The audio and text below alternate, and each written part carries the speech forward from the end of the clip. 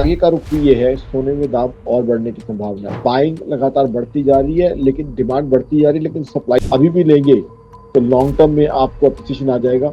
Jewellery में तो खासकर देखिए, शॉर्ट टर्म इन्वेस्टर को तो मैं सजेस्ट नहीं करूंगा, क्योंकि सोने में पीछे बहुत अप्रिसिएशन आई है। क्योंकि ग्लोबली हमारे नंबर्स दिख रहे हैं किस तरह की तरक्की हमने की है। देखिए, जीडीपी ग्रोथ परसेंटेज टर्म में तो ऑलरेडी चाइना से आगे हैं, तो परसेंटेज ग्रोथ टर्म में तो चाइना ऑलरेडी पिछड़ा हुआ है हमसे। नमस्कार, मैं हूं अंकिता शुक्ला और आप देख रहे हैं एफएम न्यूज। देखिए, आज हमारे साथ खास बातचीत करने के लिए देश के जाने माने अर्थशास्त्री और मार्केट एनालिस्ट आकाश जिंदल जी मौजूद है। सर, बहुत बहुत स्वागत है आपका एफएम न्यूज के डिजिटल प्लेटफॉर्म पे। सर देखिए, जिस धन्यवाद। तरीके से सोना चांदी का रेट लगातार बढ़ते जा रहा है और भारत जैसा देश जहां पे सोना केवल एक धातु नहीं है, ये परंपरा से जुड़ी हुई चीज है। और साफ तौर पे देखिए, शादी सीजन चल रहा है और कहीं ना कहीं मिडिल क्लास के लिए सबसे बड़ी जो समस्या आ गई है वो सोने के रेट को लेकर है। आप इसके बारे में क्या कहना चाहेंगे? क्योंकि देखिए, सोना लगातार अपने ऑल टाइम हाई यानी कि लगातार बढ़ते जा रहा है। क्या इसके डाउनवर्ड्स आने की भी इसमें उम्मीद है? देखिए, सोने के बढ़ने के देखिए नुकसान फायदे दोनों हैं। अब सोना ऑलमोस्ट हर इंडियन हाउस होल्ड में है। 50 साल 100 साल से हम लोग सोने में इन्वेस्ट करते आए हैं, सोना खरीदते आए हैं। हमारे यहाँ में शौक है सोने की ज्वेलरी पहनने का। हमारी महिलाओं को साथ ही शुभ माना जाता है, ऑस्पिशियस माना जाता है। अच्छी ओकेजन पे शगुन के रूप में जो है, गिफ्ट के रूप में सोना दिया जाता है। तो जब सोने के दाम इतने बढ़ गए हैं, सबसे पहले तो देखिए, हर एक के घर में कुछ ना कुछ सोना है। शादी पे, बर्थडे पे, और किसी जो है एनिवर्सरी पे उसको मिला होगा। तो ऑलरेडी जो पड़े पड़े सोना है आपके घर में, जो गहने हैं वो महंगे हुए हैं। सबसे पहले तो ये खुशी की बात है। दूसरी बात जो आप कह रही है कि नई ज्वेलरी बनवानी हो, तो वहां पे सोना महंगा हो गया। जी बिल्कुल महंगा हो रहा है। गोल्ड प्राइसेस महंगी हो रही है। अब गोल्ड जो है, हिंदुस्तान में हम लोगों को शौक है गोल्ड ज्वेलरी पहनने का, बट ग्लोबली गोल्ड को एक अलग नजरिए से देखा जाता है। उसे एक सेफ हेवन एसेट माना जाता है। वहाँ हेज के लिए खरीदा जाता है, बड़ी इन्वेस्टमेंट्स के लिए खरीदा जाता है। चाइना हो या और कंट्रीज उसे एज अ हेज खरीदते हैं। तो वहाँ डायनेमिक्स अलग तरीके से काम करते हैं। अब क्योंकि इंटरनेशनल कमोडिटी है, ग्लोबल कमोडिटी है, तो ग्लोबल मार्केट का असर तो हिंदुस्तान पे आएगा। अभी जो हुआ है फिलहाल, यूएस में फेड ने रेट कट किया है, यानी यूएस में ब्याज दर कम हुई है। जब ब्याज दर कम हुई है तो हम्म। सोने की तरफ लोगों का अट्रैक्शन ज्यादा बढ़ जाता है। हम्म। साथ ही साथ ग्लोबल मार्केट्स में बहुत अनसर्टेनिटी चल रही है। ज्यादातर ग्लोबल इकोनॉमीज अच्छा परफॉर्म नहीं कर रही। आज अगर देखें, जर्मनी जैसी इकोनॉमी 2023-2024 2 साल लगातार नेगेटिव जीडीपी ग्रोथ दी है। यूएस जैसी इकोनॉमी 2025 का first quarter negative GDP growth दी है। जापान जैसी इकोनॉमी अभी इस लास्ट क्वार्टर में नेगेटिव जीडीपी ग्रोथ दी है। हिंदुस्तान बहुत अच्छा परफॉर्म कर रहा है। हमने 8.2% जीडीपी ग्रोथ दी है। लेकिन जब ग्लोबली स्लो डाउन हो, फिर रशिया यूक्रेन वॉर चली रही है, उसके अलावा और भी जियोपॉलिटिकल प्रॉब्लम्स हैं। तो जब स्लो डाउन हो, जियोपॉलिटिकल प्रॉब्लम चल रही हो, टैरिफ की वजह से अनसर्टेनिटी हो, तो ऐसे में सेफ हेवन एसेट की तरफ लोगों का ध्यान जाता है। इस वजह से सोने में जो है परचेजिंग बढ़ी है। दूसरा, जब रेट ऑफ इंटरेस्ट कम हो जाते हैं तो जाहिर सी बात है बॉन्ड उस तरह के रिटर्न नहीं दे पाएंगे। तो जो विदाउट यील्ड एसेट्स है, जिसमें सोने से कोई आपको ब्याज नहीं मिलता, उसकी तरफ ध्यान ज्यादा चला जाता है। इसलिए ये इसके अंदर बढ़ोतरी हुई है।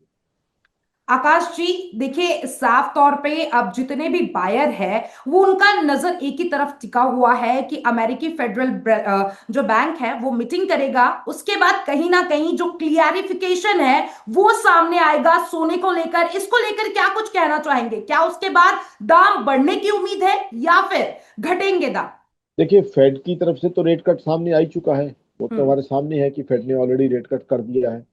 तो जहां तक सोने के दाम थे उसकी वजह से बढ़ गए हैं। सोने के दाम भी बढ़ गए हैं, सिल्वर के दाम भी बढ़ गए हैं। दोनों के दाम ऑलरेडी बढ़ चुके हैं उसकी वजह से। अब तो ये है कि आगे का रुख क्या रहता है। आगे का रुख भी ये है, सोने में दाम और बढ़ने की संभावना है। कारण क्या है कि सोने के अंदर जो है, बाइंग लगातार बढ़ती जा रही है, लेकिन डिमांड बढ़ती जा रही है, लेकिन सप्लाई उतनी नहीं है। हिंदुस्तान में तो हम ज्वेलरी शेप में देते हैं। ग्लोबली जैसे मैंने बताया, इसकी as a hedge, as an investment tool major buying हो रही है। तो जब सप्लाई बहुत कम है, सप्लाई इसलिए कम है क्योंकि गोल्ड की जो एग्जिस्टिंग माइंस हैं उनकी एक्सट्रैक्शन कैपेबिलिटी कम हो रही है।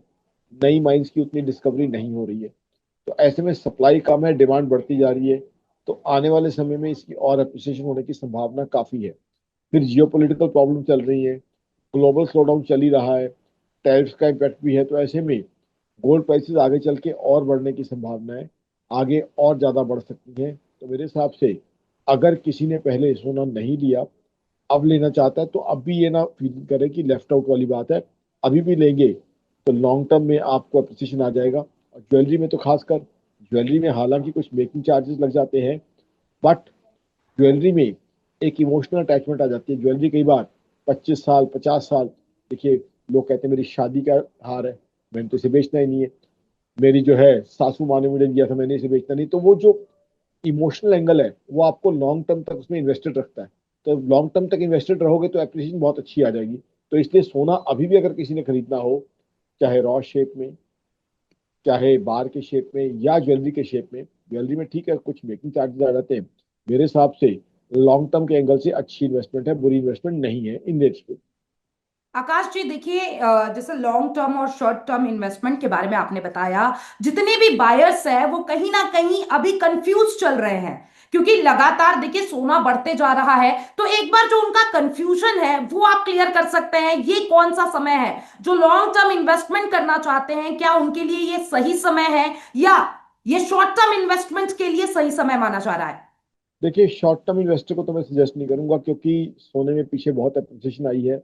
अगर वॉलेटिलिटी आती है तो शॉर्ट टर्म इन्वेस्टर के लिए दिक्कतें हो सकती हैं। बट लॉन्ग टर्म के लिए जो इन्वेस्ट करना चाहे, उसके लिए अभी भी समय सही है, क्योंकि एसेट क्लासेस के अक्रॉस डाइवर्सिफिकेशन होनी चाहिए। देखिए, ऑलरेडी इन्वेस्टर्स ने, किसी ने स्टॉक मार्केट में पैसा लगाया हुआ, किसी ने रियल एस्टेट में लगाया हुआ है, किसी ने और फाइनेंशियल इंस्ट्रूमेंट्स में, बॉन्ड्स में, बैंक फिक्स डिपॉजिट में लगाया हुआ है। तो साथ ही साथ मेरे हिसाब से कुछ डाइवर्सिफिकेशन होनी चाहिए। 15 से 20% गोल्ड में होना चाहिए। तो एज अ डाइवर्सिफिकेशन जो है लॉन्ग टर्म के लिए, इसको 15 से 20% रखा जाए, ताकि जो हम्म। ग्लोबल इकोनॉमी में आज बहुत ही डायनेमिकली चेंजेस हो रही हैं, ग्लोबल इकोनॉमी में जो जियोपॉलिटिकल इश्यूज चल रहे हैं, ग्लोबल इकोनॉमी में जिस तरीके से टैरिफ्स का इम्पैक्ट आया है, उसको देखते हुए आप अपने पोर्टफोलियो को हेज कर सकते हो। और साथ ही साथ, जैसे इक्विटीज है, अगर इक्विटीज के ऊपर इम्पैक्ट आता है नेगेटिव, तो जाहिर सी बात है गोल्ड के बढ़ने की संभावना है, क्योंकि गोल्ड को जो है रिसेशन का या स्लो डाउन का एसेट माना जाता है। तो कहीं ना कहीं आपकी जो है हेजिंग हो रही है और डाइवर्सिफिकेशन भी हो रही है। देखिए आकाशदीप, 2026 आने वाला है और कहीं ना कहीं ये अनुमान लगाया जा रहा है कि सोने से ज्यादा रेट चांदी के भागेंगे। इसके बारे में क्या कुछ कहना चाहेंगे आप? देखिए, चांदी का थोड़ा अलग डायनेमिक्स है। चांदी में क्या है, इंडस्ट्रियल यूजेज भी है। सोना तो सिर्फ ज्वेलरी के लिए या सेफ हेवन के लिए जाता है। चांदी कई जगह ऐसी जगह है जहाँ इस्तेमाल होती है, कंपनियों में, फैक्ट्रियों में। चांदी के रेट भी बढ़ने की संभावना है, क्योंकि चांदी में भी डिमांड और बढ़ने की संभावना है, सप्लाई उस तरीके से नहीं आएगी। तो मेरे हिसाब से सोना और चांदी दोनों में अगर लॉन्ग टर्म के लिए इन्वेस्टमेंट की जाए तो बुरी नहीं है, बट एक डाइवर्सिफिकेशन टूल के रूप में, प्राइमरी इन्वेस्टमेंट टूल के ना रखा जाए, क्योंकि यील्ड नहीं है। सोना और चांदी आप रखते हैं, 4 साल रखते हैं, तो 4 साल में आपको कोई ब्याज नहीं कमा के दे रहे हो, ना तो एक एफडी की तरह ब्याज दे रहे हैं, ना ही शेयर की तरह डिविडेंड दे रहे हैं आपको। तो यील्ड इनमें नहीं है, हाँ कैपिटल एप्रिसिएशन है। तो उस हिसाब से आप as a tool of diversification सोना और चांदी दोनों को यूज कर सकते आकाश जी, भारत की बात कर लेते हैं। बीजेपी का शासन चल रहा है और कांग्रेस का। साफ तौर पे जो हमारा अर्थव्यवस्था है वो किस में सबसे ज्यादा सुधार कब देखा गया है, इसके बारे में क्या बोलेंगे? हैं। देखिए, अर्थव्यवस्था की बात करें तो अर्थव्यवस्था का सबसे बड़ा बैरोमीटर माना जाता है जीडीपी ग्रोथ। आज जो Q2 है, सेकंड क्वार्टर है, उसमें जीडीपी ग्रोथ हमारी 8.2% आई है, जो दुनिया की बड़ी इकोनॉमीज में से फास्टेस्ट है। मैं आपको दुनिया की कंपेरेटिव इकोनॉमीज के मुकाबले हम कितना तेजी से ग्रो कर रहे हैं वो बता देता हूँ। जर्मनी यूरोप की सबसे बड़ी इकोनॉमी है, दुनिया की थर्ड बिगेस्ट इकोनॉमी है। 2023 और 2024 दोनों सालों में नेगेटिव जीडीपी ग्रोथ थी। हमने इस क्वार्टर में कितनी दिखाई है, 8.2%। अब आप आ जाइए यूएस पे। यूएस रोल मॉडल इकोनॉमी, जहां जाके नौकरी करना लोगों का सपना होता है, कई लोगों का, उन्होंने क्या ग्रोथ दिखाई है, January to March 2025 negative GDP growth. Japan पे आ जाइए, इसी क्वार्टर में जब हमने 8.2% जीडीपी ग्रोथ दिखाई है, जापान ने नेगेटिव जीडीपी ग्रोथ दिखाई है। यूके की बात करें, लास्ट ईयर सितंबर और अक्टूबर 2024 में नेगेटिव जीडीपी ग्रोथ दिखाई है। तो जब हमारी सी जो इकोनॉमी बड़ी है, जैसे चाइना, मैंने यूएस का एग्जांपल दिया, जर्मनी का एग्जांपल दिया, उन्होंने नेगेटिव जीडीपी ग्रोथ दिखाई है कुछ पीरियड्स में। सिमिलरली जो कंपेरेबल है, जैसे यूके हो गई, जापान हो गई, उन या हमसे छोटी हैं, उन्होंने जो है कुछ समय जो है अगेन नेगेटिव जीडीपी ग्रोथ दिखाई है। हम पॉजिटिव जीडीपी ग्रोथ दिखा रहे हैं, और वो भी बहुत अच्छे नंबर से। जाहिर सी बात है, आज बीजेपी सरकार के अंदर जो है हमारी इकोनॉमी बहुत अच्छी चल रही है, सर पर दौड़ रही है, बहुत अच्छी तरक्की कर रही है, क्योंकि ग्लोबली हमारे नंबर्स दिख रहे हैं किस तरह की तरक्की हमने की है।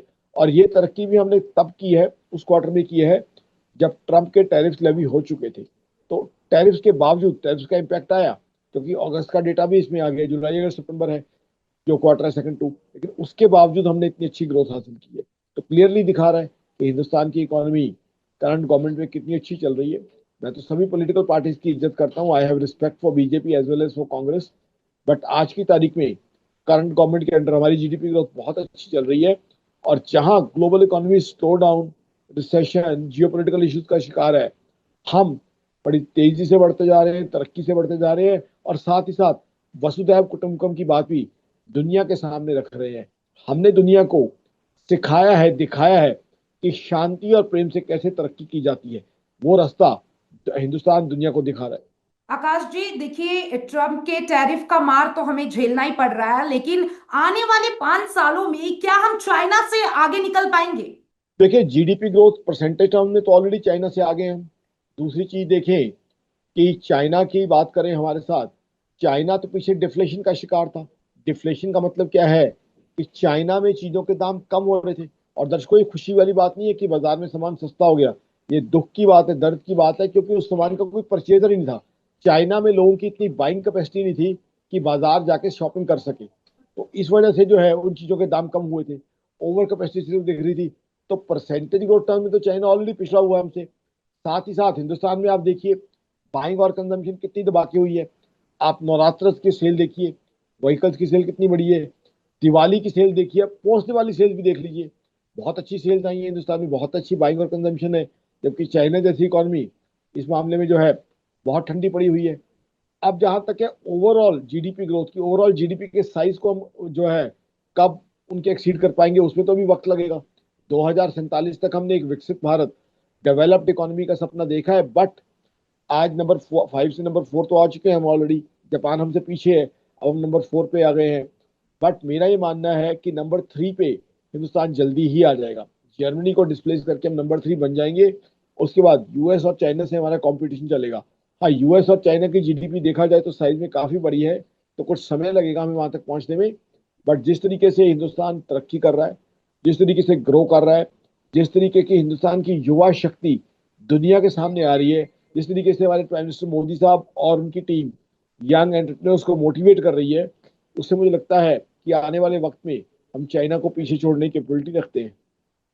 आकाश जी लगातार डॉलर मजबूत होते जा रहा है और रुपया की जो वैल्यू है वो तो साफ तौर पे सबको पता है। तो क्या इस तरीके से हमारी जीडीपी ग्रोथ कैसे होगी? देखिए, दो चीजें हैं।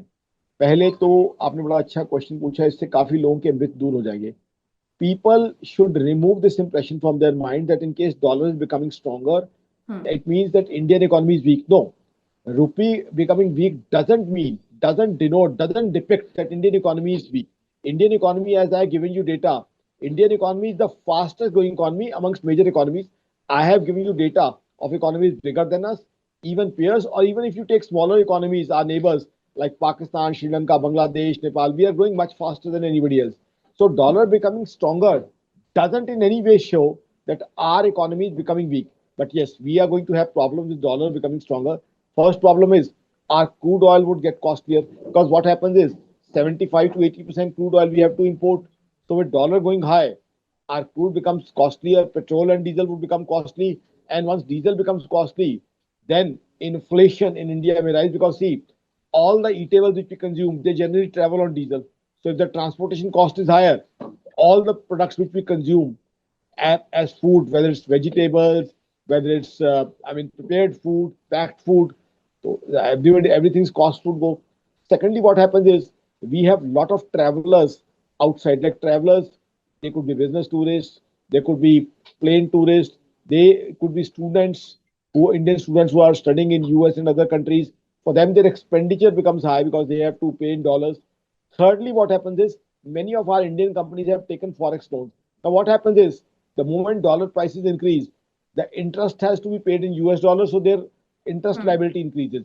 But on the other hand, there are some advantages also. Advantage number one is our exporters, they earn more. particularly IT sector. Their earnings are more. Secondly, now we these days use a term called Indian diaspora. There's so many Indians who are there in US, Europe, Gulf, Australia. Many of them, they send remittances back home. So with the remittances, so now with dollar being high, touching 90 or on a particular day even crossing hmm 90, the remittances which they send home would be much more higher. So that gives us comfort. But overall, dollar becoming higher is negative for us because the negatives they outweigh positives. So I think Indian government must get in more dollars. Now, getting in more dollars, what are the way outs? One is you increase FDI. One is you motivate more foreign portfolio investors to come into the country. Thirdly, we could come out with NRI bonds because NRIs, many of them, they love their motherland and they have confidence in us. So these are the ways which the government should be using to get more and more dollars inside our country so that rupee becomes stronger.